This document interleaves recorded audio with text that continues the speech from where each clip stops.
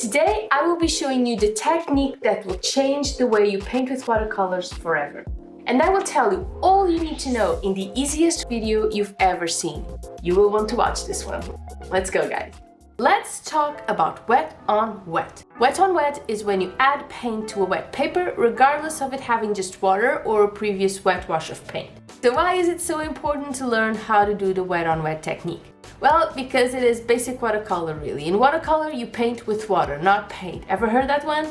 I am working with 100 cotton watercolor paper today because I want to be able to control my puddles as much as I can, and cotton paper absorbs the water nicely. Also, cellulose paper dries much quicker. Plus, doing wet on wet really taps into all that's magical about watercolors, okay? It allows the paint to expand, to run freely, and that's what gives watercolor paintings that ethereal, almost feral aspect that fascinates us so much.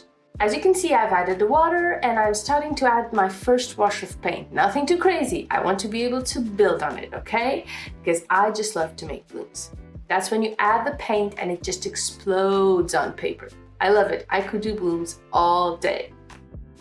And we need very wet paper for this, not damp, proper wet paper, or it won't work. And the way the blooms behave depends a lot on the brand and even the color you're using, okay? So don't be alarmed if two colors from the same brand don't behave the same way, okay?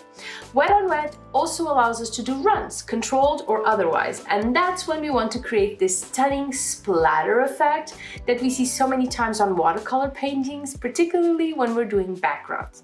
And remember, guys, in watercolors, white space is as important as paint, so make sure that when you wet the paper first, and now when you're doing your runs, don't cover the whole thing with color, okay? I struggle with this one a lot. Before I know it, I've got it all covered, and by then it is too late.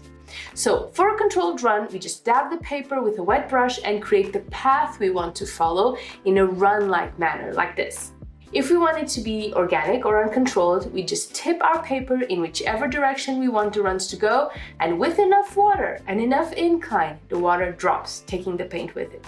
You know, a lot of watercolor artists paint with an incline to take advantage of gravity. I'm not quite there yet. I feel it would be too out of my control, so maybe one day. Now, things to watch out for when doing wet on wet.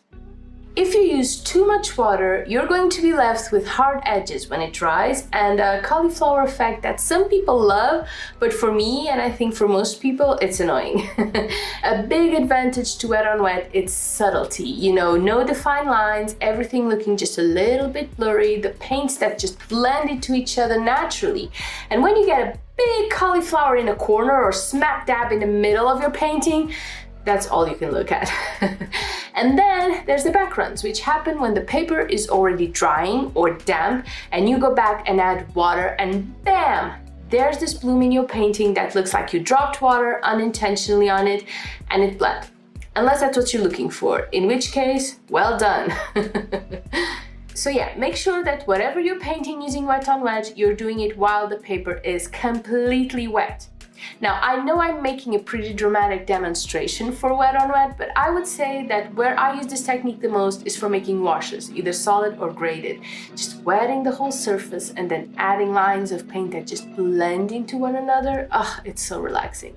Makes the perfect sunset sky where the blue just melts into red and purple. It's absolutely gorgeous. And guys, this is pretty much it. Give it a go and let me see how it went, and I will see you soon. Bye bye!